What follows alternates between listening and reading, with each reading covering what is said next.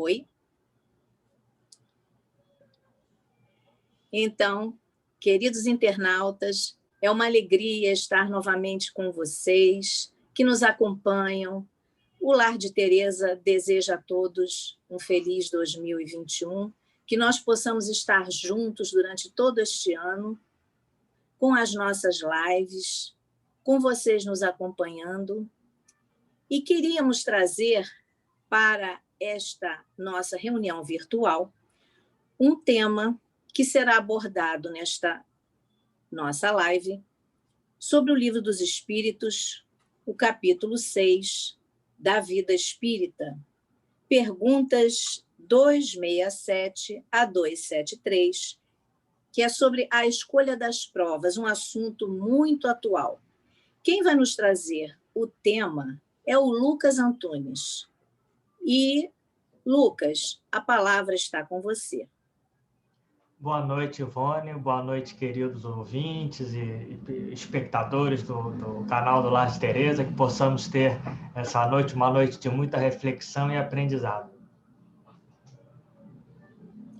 Então, nós vamos passar para a nossa página inicial, que tem o título Nem Castigo, Nem Perdão, capítulo 5, item 5. O espírita encontra, na própria fé, o cristianismo redivivo, estímulos novos para viver com alegria, pois com ele, os conceitos fundamentais da existência recebem sopros poderosos de renovação. A terra não é prisão de sofrimento eterno, é escola abençoada das almas. A felicidade não é miragem do porvir, é realidade de hoje. A dor não é forjada por outrem, é criação do próprio espírito. A virtude não é contentamento futuro, é júbilo que já existe. A morte não é santificação automática, é mudança de trabalho e de clima. O futuro não é surpresa atordoante, é consequência dos atos presentes. O bem não é conforto do próximo apenas, é ajuda a nós mesmos. Deus é equidade soberana. Não castiga nem perdoa, mas o ser consciente profere para si mesmo as sentenças de absolvição ou culpa ante as leis divinas. Nossa conduta é o processo, nossa consciência é o tribunal. Não nos esqueçamos, portanto, de que se a doutrina espírita dilata o entendimento da vida, amplia a responsabilidade da criatura.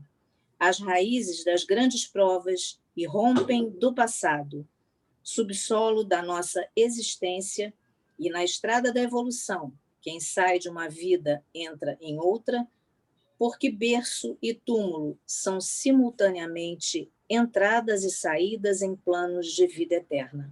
É uma página de André Luiz, psicografada por Francisco Cândido Xavier e Valdo Vieira, por espíritos diversos. Então, façamos a nossa prece, agradecendo ao Senhor por estarmos reunidos em seu nome. Glória a Deus nas alturas. Senhor, nós te rogamos, pela tua graça e pela tua luz, que estejas conosco durante todo este ano, este exercício de 2021. Aqui, Senhor, começamos mais um trabalho no bem, um trabalho na luz, um trabalho no amor. Que nós possamos, assim, envolvidos que estamos pela tua luz, a tua paz e o teu amor, com a tua permissão, a permissão dos benfeitores da nossa casa, o Lar de Teresa, Antônio de Aquino, que possamos dar por iniciada a nossa reunião virtual dessa hora. Sê conosco, Senhor, hoje, amanhã e sempre. Lucas, seja bem-vindo, receba o melhor das nossas vibrações. A palavra é sua. Obrigado, Ivone. Que nós possamos, nesse início de 2021, ter um um ano de estudo, um ano de reflexão, ainda estamos na pandemia, então, né, de alguma maneira, esse período que a gente está vivendo ainda não acabou, né? Continua aí os vídeos que a gente está fazendo aqui para a reunião pública do Lar de Teresa são um exemplo, então nós ainda estamos com essa possibilidade positiva, né, de pelo menos assistir aos nossos lares, mas da mesma maneira fazemos uma reflexão acerca do assunto. Bom, então, agradecer aí a atenção de todos, nós vamos seguir com o tema de hoje, que é essa parte da escolha das provas. E quando nós vemos a escolha das provas, bom, já foi estudado até da pergunta 258 até a 266, e o comentário de Kardec, agora é da 267 até a 273. Na 267 é importante, né, para a gente refletir o que é que Kardec estava perguntando aos espíritos. Quer dizer, a primeira pergunta da 267 é: o espírito poderia fazer a sua escolha durante a vida corporal? Então, qual é o pensamento que está sendo confrontado aqui? Só para a gente se situar. Nas religiões orientais, havia a ideia da reencarnação. E a reencarnação era, sobretudo, uma punição. Quer dizer, quem reencarnava é porque não conseguiu se libertar da vida material. Então, se a reencarnação era sempre uma punição, e normalmente as pessoas veem as dificuldades, os problemas da vida como algum tipo de punição,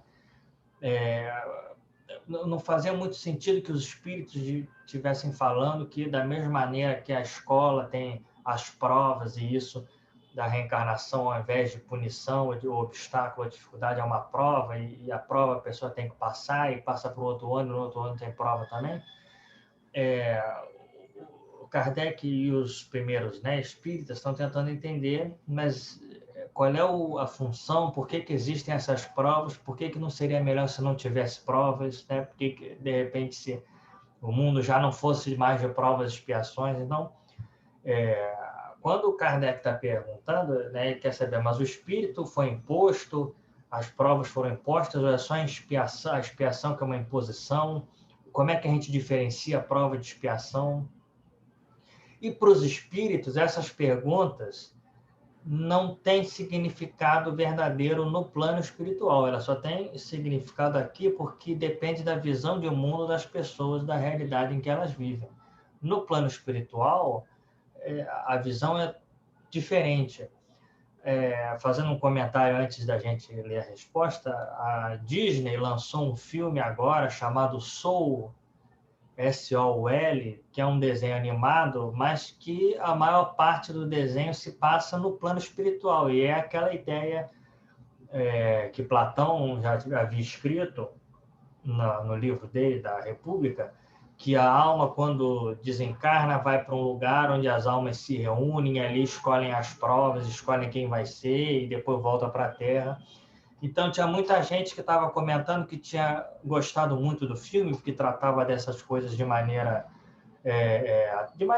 infantil, até desse jeito, e outras pessoas estavam reclamando, dizendo: mas isso aí do filme passa não tem nada a ver com a minha religião não diz nada disso, não sei o quê. Então, o filme é meio espírita, meio espiritualista, né? Meio desenho animado, meio Disney, meio... Mas o que é interessante de comentar? Que esse filme é uma demonstração de como é que esses valores continuam existindo. E como é que essa ideia continua existindo, porque a explicação dela é válida, é totalmente correta. E aí, a resposta dos espíritos, quando Kardec pergunta, né, ou alguém perguntou, o espírito poderia fazer a sua escolha das provas durante a vida corporal?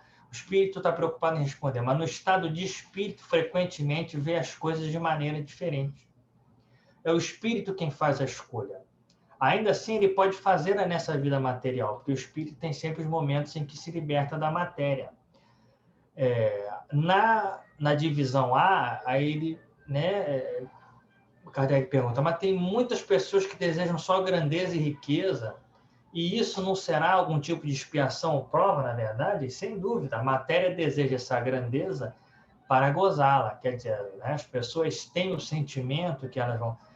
Mas o espírito a deseja para conhecer as vicissitudes. Então, é permitido que essas situações ocorram justamente para que o espírito passe por esse tipo de situação, para que ele consiga fazer pelo menos a reflexão que permita que futuramente ele evolua. Aí nas perguntas seguintes, para a gente não ficar lendo, né, tem que ler pergunta por pergunta, embora obviamente seja algo que, né, em casa todos devamos fazer, o que os espíritos estão chamando a atenção sempre? As pessoas veem a maioria das coisas na vida como algum tipo de problema, de obstáculo, de dificuldade, né, de prova ou expiação. Os espíritos dizem que não é isso, porque a visão da matéria é iludida pelos nossos desejos. A visão do espírito é que é a visão correta, porque ali ele vê de maneira que ele não está...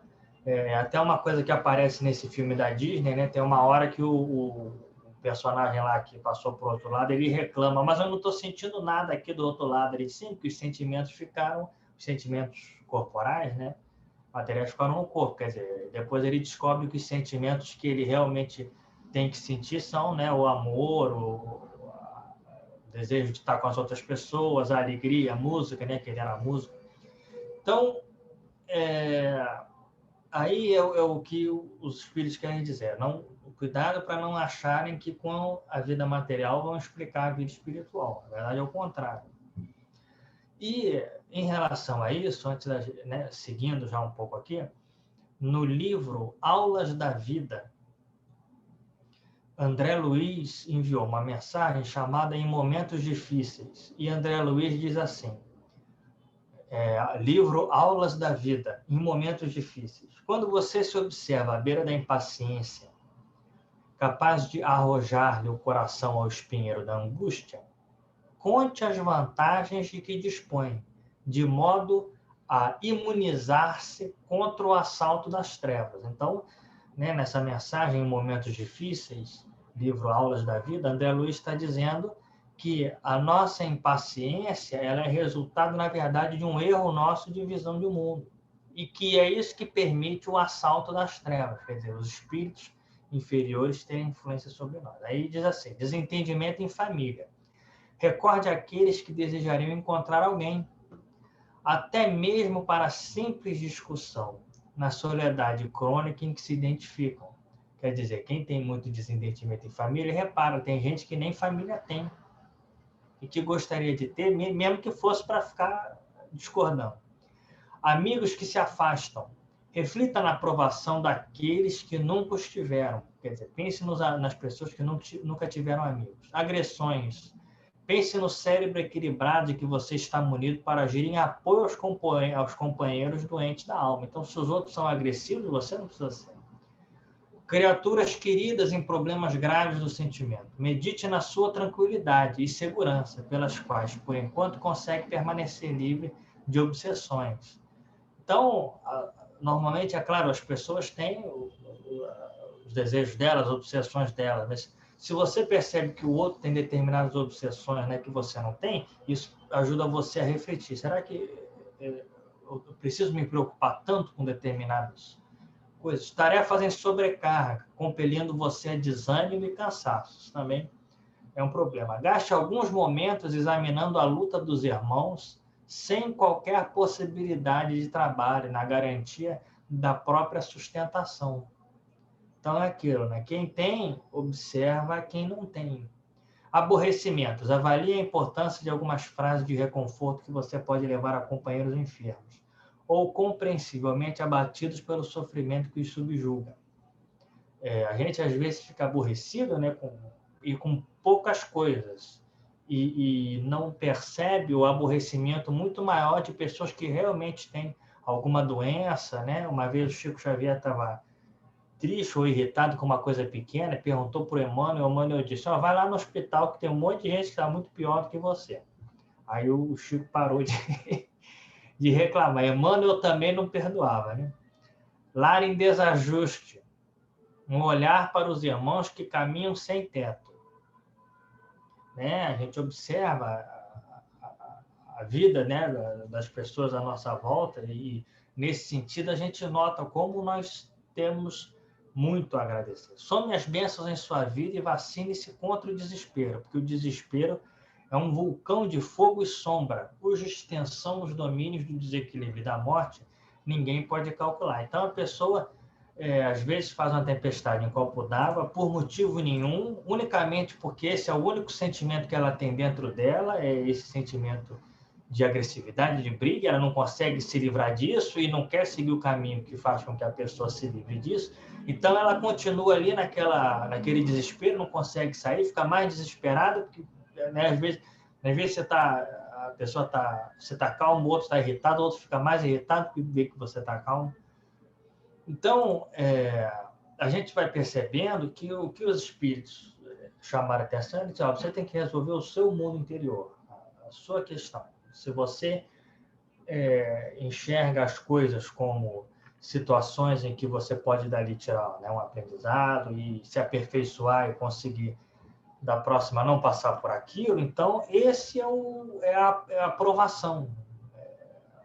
Quer dizer, a prova na escola é quando o exame, o professor está querendo passar um exame para ver se a pessoa tem o mínimo conhecimento que está sendo exigido ali. Uma vez que você alcançou aquele mínimo conhecimento, a pessoa está aprovada. Até a gente brinca, né? Não precisa estar sempre aprovado com 10. Quem passa com a nota que precisava também passou e consegue, né, os estágios superiores. E aí tem um determinado momento em que os espíritos, quando é questionado, né, se no mundo não seria melhor se tivesse menos provas e assim as pessoas teriam uma possibilidade, aí, né, e não tivesse tantas pessoas más, e os espíritos respondem, mas isso depende unicamente do esforço de vocês. Não tem ninguém impedindo vocês de criarem esse mundo sem expiações e sem pessoas mais no poder, porque esse é que é o problema,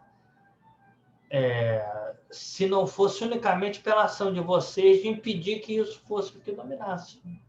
Então, no fundo, os espíritos explicam que as pessoas confundem, mesmo que elas tivessem um esclarecimento da diferença entre prova e expiação, elas vão acabar confundindo uma coisa com outra em algum momento. Aí vão ficar irritadas. E ficando irritados, acabam perdendo a oportunidade de aprendizado que leva a uma situação melhor. Porque realmente não houve nenhum momento da história humana, desde o início da civilização até hoje em dia, em que os seres humanos tivessem ficado desamparados com uma mensagem que possibilitasse que eles melhorassem espiritualmente. Nunca houve um momento que às vezes as religiões gostam de falar, que antes de determinada época todo mundo estava perdido. Aí depois de determinada época que passou a ter a possibilidade de se melhorar. Isso não é a explicação que nós temos no Espiritismo. A explicação que nós temos no Espiritismo é que desde o início das civilizações, sempre as mensagens espirituais corretas foram transmitidas. Quem entendeu e usou para melhorar, evoluiu. Quem não entendeu, ainda está passando pelas situações. Ou quem ainda não tinha feito o esforço, às vezes até entendia, né? Mas não fazia o esforço, porque tinha vantagem aqui no mundo. Aí, quando passou a perder a vantagem pela própria lógica das reencarnações, dinâmica das reencarnações, aí chega um momento em que se vê forçado a fazer essa. Então, Deus nunca nos desamparou, os espíritos nunca nos desampararam, mas se nós escolhemos outros caminhos, não. Aí quando chega lá, não vê nada e tem que voltar ao caminho e refazer a jornada. Então, aqui na pergunta 268, até que chegue ao estado de perfeita pureza, o espírito tem de passar constantemente por provas? Sim, mas elas não são como as entendeis. Olha que coisa. Chamais provas as tribulações materiais. Ora, o espírito chegando a um certo grau, mesmo sem ser perfeito, não tem mais nada a sofrer, mas tem sempre deveres que o ajudam a se aperfeiçoar e que não são penosos para ele, a não ser os de ajudar os outros a se aperfeiçoarem. Obviamente, os outros são os que não querem ainda se aperfeiçoar, e obviamente para um espírito superior algo penoso, porque, é claro, ele está tentando convencer uma pessoa que não está querendo ser convencida. Mas, em relação aos deveres que os espíritos passam a ter nos planos superiores, não tem nada de sofrimento, porque para o espírito é uma alegria pensar que ele já alcançou aquele posto. Então, nós ainda temos essa dificuldade de compreender que assim, e isso talvez seja até uma excelente explicação para o porquê que nem Kardec era mestre escola e foi chamado pelos espíritos para ser o responsável, porque o sistema educacional é a grande mudança na Terra a partir da Idade Moderna, final da Idade Média, início da Idade Moderna. Então, esse sistema educacional é que ele ajuda a explicar, porque ele é um reflexo da evolução do espírito. Ele começa lá ainda, né, mas tendo noções iniciais básicas do que é, né, o que ele tem que fazer, e isso ele vai crescendo, ele nunca perde essa noção. Ele passa por situações diferentes em que as coisas, né, podem parecer um pouco mais turbulentas, mas ele vai, conforme vai passando, né, e até que chega um momento em que ele passa a ser um trabalhador ativo na obra de Deus, como normalmente se fala, né? Também são, no sistema educacional até o trabalho, assim como os espíritos vão evoluindo até chegar. Então, o único erro, o erro que pode acontecer, aí sim é a pergunta 269. O espírito pode enganar-se quanto à eficácia da prova que escolheu? Pode escolher uma que esteja acima das suas forças e então sucumbe. Pode também escolher uma que não lhe dê proveito algum, como um gênero de vida ocioso e inútil. Mas, nesse caso, voltando ao mundo dos espíritos, percebe que nada ganhou e pede para recuperar o tempo perdido. Ou seja, o problema maior é que, normalmente, os espíritos escolhem algo que não é o que realmente o espírito estava pronto para carregar, né? É até uma história que é curiosa a maneira como é contada, né? Que tem uma caravana de cruzes e tem uma pessoa que tem uma cruz enorme, outra tem uma cruz menor. Aí ele pensa na hora do descanso, né? Pô, eu vou trocar minha cruz com outra. E quando vai trocar a cruz é menor, mas tem o mesmo peso. Porque a questão não é o tamanho da cruz, mas é o peso dela. Quando isso acontece, aí é um pouco o raciocínio que as pessoas fazem de pensar assim, que existem pessoas que estão carregando cruzes menores. Mas aí, de novo, a questão não sendo o tamanho e sendo quanto pesa aquilo, aí sim elas ficam irritadas e acham que não tem solução para aquilo. Mas, de novo, a solução é justamente que a pessoa, tendo aquela função, ela carregue aquilo até o final. Para dar um exemplo, para contar um caso famoso, está no livro Reportagens de Além Túmulo, Humberto de Campos. A história se chama Dois Companheiros. Reportagem de Além Túmulo, Humberto de Campos, Dois Companheiros.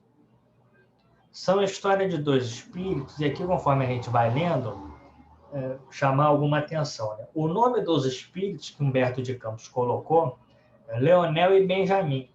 Bom, Leonel e Benjamin são nomes da cultura judaica, são nomes da tradição hebraica, né? Leonel e Benjamin. Benjamin normalmente é tratado como sendo o mais novo, né? E Leonel é justamente, né, como se fosse o mais velho, né? E aí Humberto de Campos diz: são dois velhos amigos do plano espiritual mutuamente associados no erro e na reparação. Depois do minucioso exame do passado, decidiram-se a pedir a concessão de novas experiências no mundo. Esposando opiniões diversas entre si, buscaram o orientador. Então foram lá procurar o orientador espiritual, ansiosos da necessária permissão para pronto regresso à luta humana. Após anotar-lhes as observações, sorriu o mentor amigo e obtemperou. é oportuna a solicitação de vocês. Vocês necessitam intensificar o aprendizado, iluminar o entendimento, adquirir a sabedoria. Escolheram ambos o mesmo gênero de provas? Ele perguntou. Leonel levantou-se explicando. Estamos de acordo no pedido, mas não temos a mesma preferência no capítulo das tarefas. Por minha parte, desejaria a oportunidade de movimentar patrimônios terrestres nos círculos e fortunas da autoridade. Quer dizer, ele escolheu que ele queria ser rico, né? Fez uma escolha boa, né? Do jeito que... Será que foi a melhor escolha? Antes que ele terminasse, Benjamin embargou-lhe a palavra e esclareceu. Cá por mim, escolhi a condição de pobreza e sofrimento. Pediria, se possível, a supressão de toda possibilidade de contentamento na terra. Pedir uma coisa dessa. Encareço problemas de penúria e dificuldades a fim de valorizar o que hei recebido da providência. Então, um pediu para ter posses, né? E outro pediu para vir sem contentamento nenhum. Estampado no semblante de sorriso sereno de sabedoria, o generoso orientador considerou: não posso interferir na liberdade de ambos. Vocês conhecem a extensão dos débitos contraídos. Então, eram espíritos que estavam lá com... Né? A gente não gosta muito de falar hoje em dia nessa coisa de dívida, acha que é melhor falar que a pessoa, né, ela tem que adquirir esse aprendizado, né? Nas histórias sempre aparece, ó, fulano, esse aqui é o Beltrano, esse aqui. Depois de algum tempo, sou testemunha da luta enorme que se empenharam para o resgate. Fizeram jus por isso a novo ensejo de trabalho e elevação. Devo ponderar, todavia, que, embora divergentes na escolha, ainda não poderão afastar-se um do outro. Aí é que vem o ponto. Na próxima experiência de redenção. Ou seja, um vindo, né, pobre e outro rico, mas eles vão ter que vir juntos. Partilha no erro determina a partilha de responsabilidade e consequência. Ser-lhes-ão abertas as portas do serviço santificador. Não se desunam, pois nos caminhos da purificação jamais desprezem a possibilidade de aprender. Fortuna e pobreza são bancas de...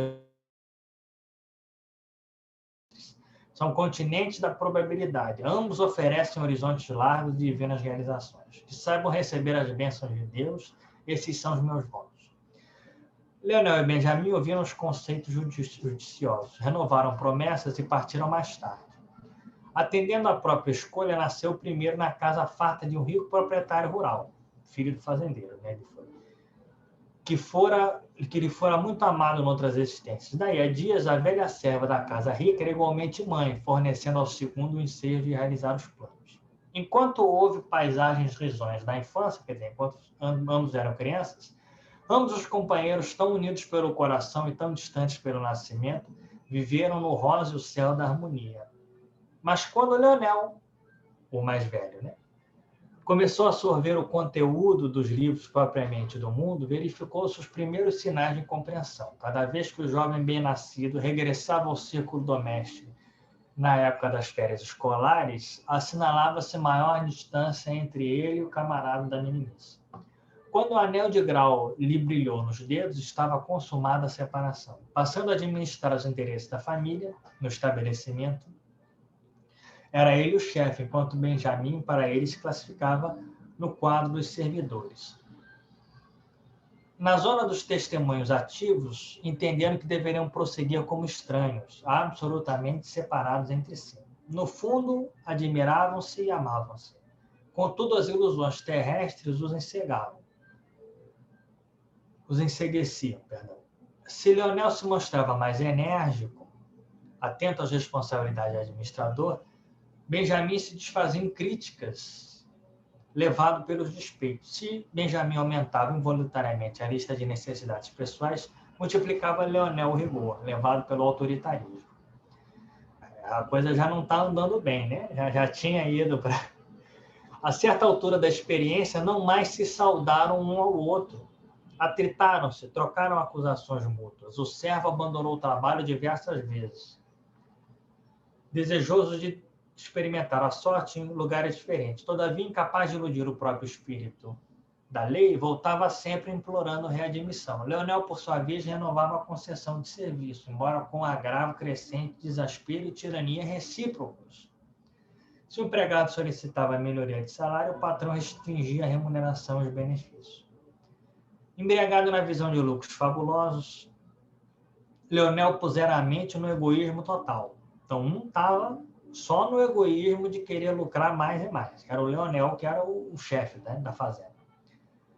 Benjamin concentrava-se na rebeldia, daí resultando aumento intensivo de vaidade, orgulho, presunção, ciúme, despeito e indisciplina no coração de ambos. Então, os dois que tinham que se ajudar, na verdade, a providência divina que jamais deixou criaturas em abandono enviou-lhes socorro através da religião. Mas o patrão, afeiçoado ao catolicismo romano, inclinava toda a leitura edificante a favor da própria causa, como se valesse isso para justificar os erros do seu feitio egoísta. Obcecavam o apego ao dinheiro e a ideia de lucros fáceis. Quanto ao empregado, tornara-se espírita convicto, porém cegavam-no a inconformação e a revolta. Qualquer advertência dos instrutores espirituais era interpretada ao inverso, quer dizer, como se, se o meu patrão lesse isso aqui, mudaria. Se o amigo do outro lado da vida aludia à paciência, né, eles não enxergavam a insuficiência dos seus próprios defeitos. Benjamin, afinal, era um desses enfermos que considerava o remédio excelente, único para os outros, enquanto Leonel se valia das consolações da Igreja Católica para consolidar tradições autocráticas. Absolutamente envenenados, já estamos no final, né? Envenenados de teorias mentirosas, tornaram-se ambos a experiência humana na posição de inimigos irreconciliáveis. Despertando na vida espiritual, quer dizer, depois que os dois faleceram, dessa maneira triste, sentiam-se estranhamente algemados um ao outro. Cercavam-nos sombras espessas e tristes, e como se houvessem enlouquecido, perdendo a luz da memória, somente a custo de muitos anos conseguiram fixar recordações das existências obscuras. Quando a lembrança lhes felicitou o espírito abatido, compreenderam a situação isolados, e de novo foram procurar o mentor generoso que lhes havia banhado o coração de sábios conselhos. Depois de longo tempo, que lhe marcou angústia dilacerantes, foram readmitidos à presença do carinhoso orientador, que ante as lágrimas de ambos exclamou serenamente: não estranho a dor que lhe fere o espírito enfermo, a face do tempo perdido do ensejo malbaratado. Não faltou inspiração divina para o êxito. Entretanto, esqueceram mais uma vez a lei do uso, internando-se no abuso criminoso, olvidando que pobreza e fortuna constituem oportunidade do serviço divino na terra. Os que administram são mordomos, os que obedecem são operários, mas no coração augusto de nosso Pai, estamos inscritos na categoria, todos nós, de cooperadores da sua obra, da obra divina. Nesse sentido, o que é justo é obter moderação, paciência, confiança, fé e resistência sublime com os valores da pobreza e ganhar humildade e ponderação. E o autodomínio, a bondade e a caridade com os valores da riqueza. Mas vocês ambos desperdiçaram tudo isso na rebeldia, na vaidade e na ruína. Não posso asseverar que voltaram piores do que no passado, porque ninguém regride na evolução. Mas posso afirmar que voltaram mais sujos. Enquanto vocês se mantiveram parados, né, nesse lamaçal, é preciso que agora esqueçam tudo isso e voltem ao trabalho honesto no mundo, que é título de confiança divina. Aí, obviamente, né, como é que ele conclui? Leonel pergunta: não poderíamos, entretanto, recomeçar juntos a prova da fortuna e da pobreza? Estou convencido de que agora venceremos. Isso aí me dá mais uma chance. Sim, respondeu o instrutor, a medida é possível. No entanto, segundo observei, vocês regressaram enlameados. A oportunidade desejável por enquanto, é de se lavarem convenientemente a fim de prosseguir caminho. Calou-se o mentor amigo e Leonel e Benjamin entenderam sem dificuldade, que obviamente, que aí é a explicação que a gente finaliza do porquê que nós devemos sempre aproveitar essas situações da vida para o nosso entendimento e evolução espiritual. Uma vez que ambos os espíritos tinham, né, atrapalhado um ou outro e caído ambos na ruína, eles estavam todos sujos. A reencarnação seguinte, que eles iam ter que novamente passar, seria uma reencarnação em que essa sujeira era representada por alguma doença. Então, alguma doença, e doença, quando, né, realmente é algo que a pessoa tem que passar por aquilo, ou ela tira o aprendizado, ou tira o aprendizado, ou tira o aprendizado. Ainda mais se for desde o nascimento, porque aqui, depois de algum tempo, renasciam ambos na Terra, procurando, uma metáfora, o tanque fundo e vasto do sofrimento. Então, Humberto de Campos está nos dando a indicação de que ambos tiveram que reencarnar na Terra, obviamente, né?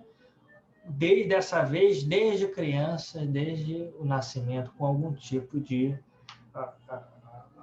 aquela sujeira, né, virou algum tipo de aparência, né, de alguma doença que ambos iam ter que passar para aprender os dois a se ajudarem, a serem solidários nessa situação e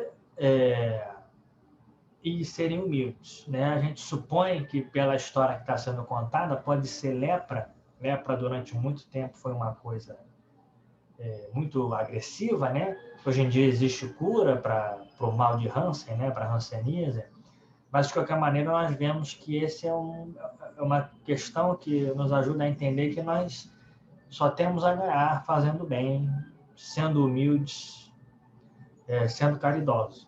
Não temos nada a perder, nós só temos a ganhar. Então, que nós possamos levar esse aprendimento de que essa foi a maior prova que nós escolhemos, né? A maior prova que nós escolhemos é aprender nessa vida a ser as duas virtudes que Jesus, e desde sempre, Jesus pediu que nós fôssemos humildes e caridosos. Então, que possamos finalizar o estudo dessa noite, que todos se sintam abraçados. Ivone, passo para você, para os seus encerramentos.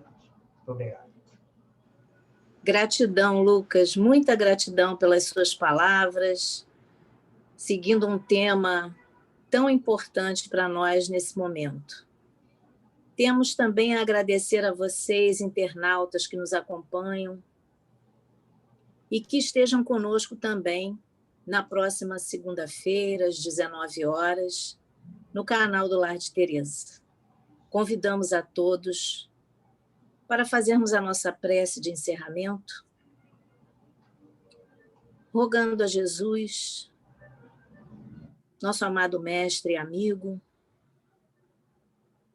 que, com a permissão de Deus, nosso Pai, nos envolva nas suas vibrações de paz e de luz,